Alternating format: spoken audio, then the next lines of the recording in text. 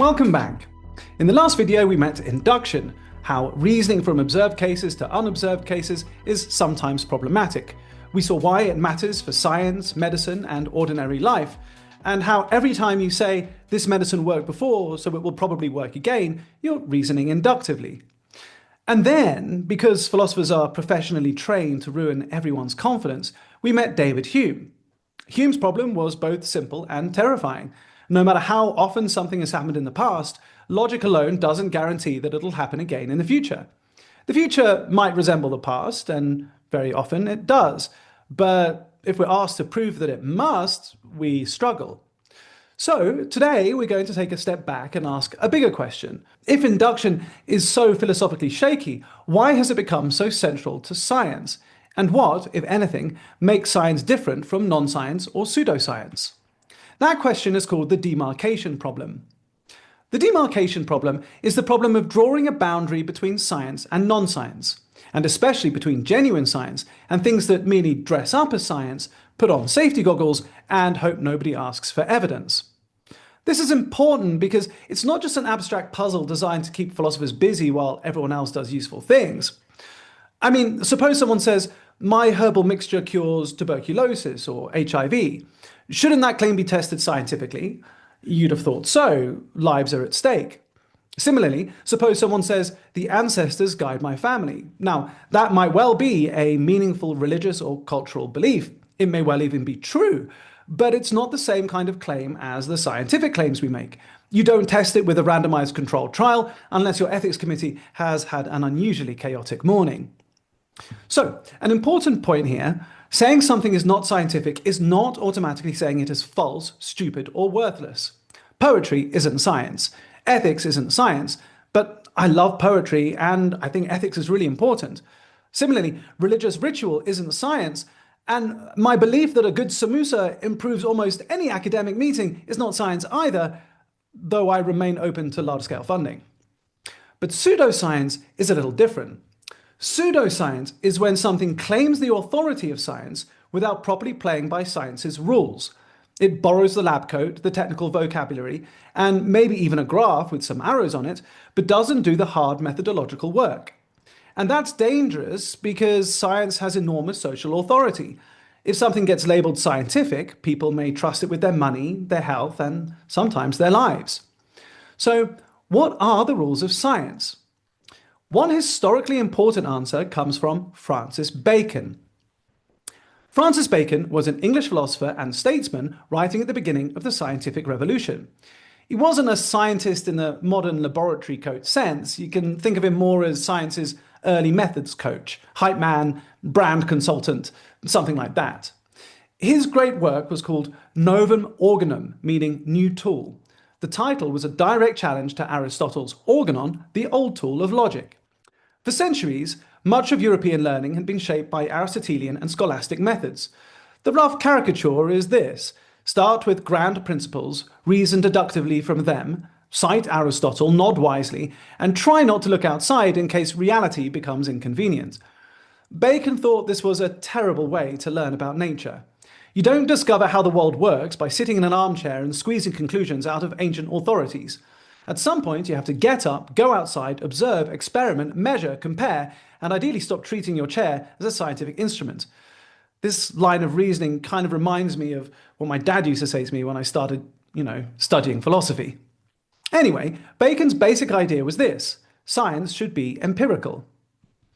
Empiricism, as we learned in the last video, is the view that knowledge of the world should be grounded in experience, especially observation and experiment, rather than pure reason alone. But Bacon wasn't merely saying, look at things, count them, and generalize. That would be way too crude. That would be science as performed by someone with a clipboard and no sense of danger. That crude method was the enumerative induction idea we talked about last week. Francis Bacon wanted something more disciplined. He wanted science to avoid jumping too quickly from a few observed cases to a universal law. His method was meant to be slower, more systematic, and much more suspicious of easy answers. Bacon's method has both a negative and a positive side. Let's start with the negative side. Bacon's famous idols of the mind. For Bacon, the mind is not a perfectly clean mirror of nature. Human beings are biased, confused, emotionally invested, and easily seduced by elegant nonsense. In other words, we're not ideal observers, we're pattern-hungry mammals with Wi-Fi. Bacon identifies several kinds of idols, sources of error that distort our reasoning. First, you have the idols of the tribe. These are errors common to human beings generally. We see more order than there really is. We find patterns in the noise. We notice confirming cases and quietly ignore awkward ones. We see two bad things happen in one morning and immediately conclude that the universe has started a personal vendetta. Second, you have the idols of the cave. These are personal biases, the distortions that come from individual temperament, upbringing, preference, and habit. One researcher may be too conservative. Another may love radical theories far too much. One person sees every new idea as dangerous, and another sees every new idea as a podcast opportunity. Third, the idols of the marketplace. These arise from language. Words can mislead us. We use vague terms, inherited categories, fashionable jargon, and sloppy labels, and then we mistake the language for reality. Anyone who has sat through a university meeting about impact, excellence, innovation, or synergy will know that these words can become smoke machines. Fourth, the idols of the theatre. These are errors that come from grand philosophical systems, inherited doctrines, and intellectual performances. Bacon had Aristotle especially in mind. The worry is that we become so committed to a beautiful system that we force nature to recite lines from a play she never agreed to be in. So, Bacon's first lesson is, before we collect evidence, we must discipline ourselves. We must guard against bias, bad categories, and premature theorizing. In short, don't let your favorite theory drive the car. It will skip the evidence and head straight for the confirmation bias. But Bacon also gives us a positive method. Bacon's science begins with careful observation and experiment. Experiments are super important because they allow us to manipulate conditions. We don't merely wait for nature to reveal herself, we ask controlled questions. So let's use a medical example. Suppose we're investigating whether a compound derived from Artemisia afra has anti-inflammatory properties. Now, the lazy version would be this. Some people use Artemisia, some people felt better, therefore Artemisia works. But that's not enough. That's not science. That's a WhatsApp group with botanical confidence. Bacon wants us to compare cases systematically, so he proposes tables of investigation. So first, we create a table of presence. This lists cases where the phenomenon occurs.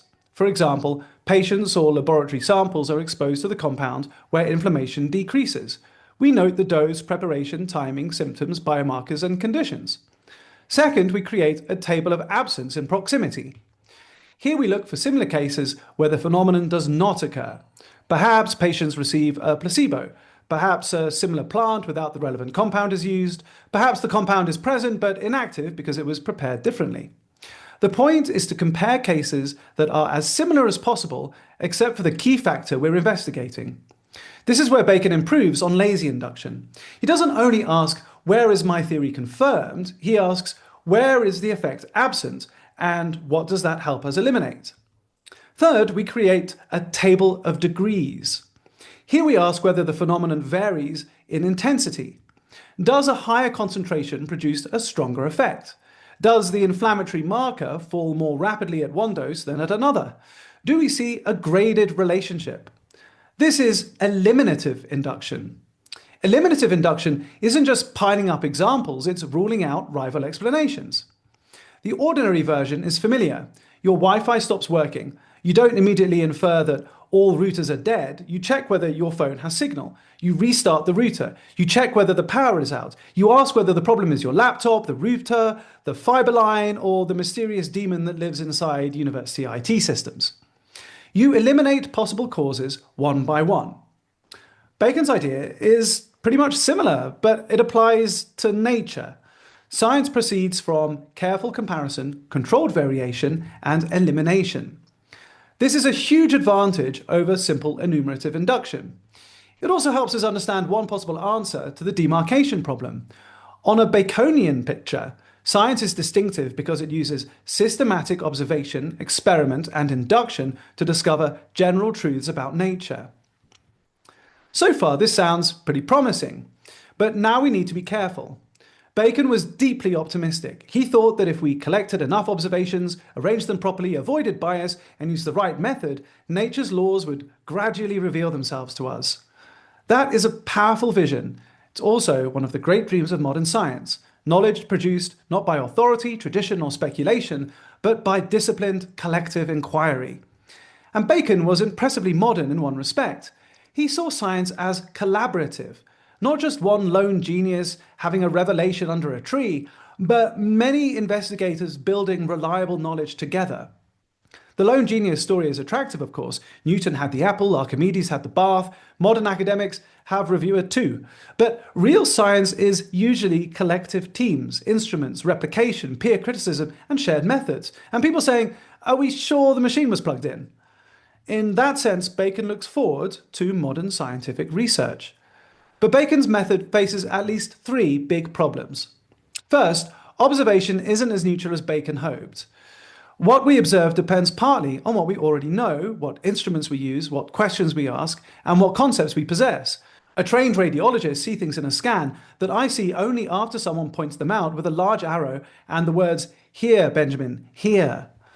A botanist sees species differences where I see green thing, possibly plant.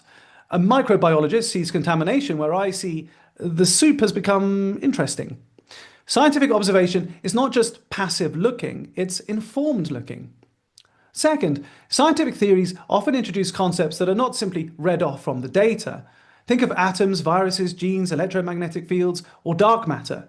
These are not just summaries of what we directly see, they're theoretical posits used to explain what we observe.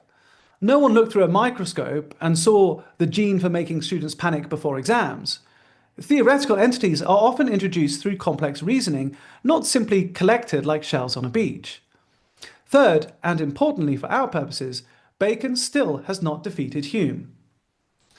Suppose we run our careful experiments. We control the variables, we use the tables, we eliminate rival explanations, we conclude that a certain compound reduces inflammation in our study. Excellent, very scientific, much better than my cousin tried it and he's fine. But now we want to say it will work in future cases too. And there Hume quietly reappears like a philosophical load-shedding schedule. Because the question remains, what justifies the move from the observed cases to the unobserved cases? What justifies the assumption that nature will continue to behave in the same way? This assumption is often called the uniformity of nature. The uniformity of nature says, roughly, that the patterns we have observed in the past are reliable guides to the future, and that the same kinds of causes will produce the same kinds of effect under the same kinds of conditions. Science needs this assumption. Medicine needs it. Engineering needs it. Actually, making toast pretty much needs it. You put bread in the toaster because you assume it will become toast, not a small angry bird. But Hume's challenge is that we can't prove the uniformity of nature without circularity. If we say nature has always been uniform in the past, so it will continue to be uniform in the future, we're using induction to justify induction. And as we said in the last video, and we'll say in the next, that's completely circular. So where does this leave Bacon? Bacon gives us better inductive method. He tells us not to jump to conclusions too quickly, and he emphasizes experiments, comparison, elimination, and the control of bias. He helps us explain why science is not just random guessing or superstition in a lab coat. But he doesn't solve the problem of induction. He improves the recipe. He doesn't prove that the recipe must always work. And that's the important lesson for this video. The demarcation problem asks, what distinguishes science from non-science? Bacon's answer is, science is systematic, empirical inquiry based on observation, experiment, and careful induction. That answer is historically important. It captures something real about science, but it's incomplete. It struggles with theory-laden observation, unobservable entities, and Hume's problem of induction. So, in the next video, we will ask, can induction be saved? We'll look at some possible responses to Hume. Maybe induction is rational even if it can't be deductively proven. Maybe probability helps. Maybe inference of the best explanation helps. Or maybe, as Karl Popper later argues, we should stop trying to justify induction altogether. But before we get there, remember the key point. Bacon gave science a powerful image of itself. Disciplined, empirical, anti-dogmatic, and collective. It helped replace the armchair with the experiment. Unfortunately, as Hume reminds us, even the best experiment can't itself guarantee that tomorrow will behave like yesterday. So for now, observe carefully, distrust any generalizations, beware your idols, and never let an armchair do a microscope's job. Thanks for joining us, and I'll see you on the next video.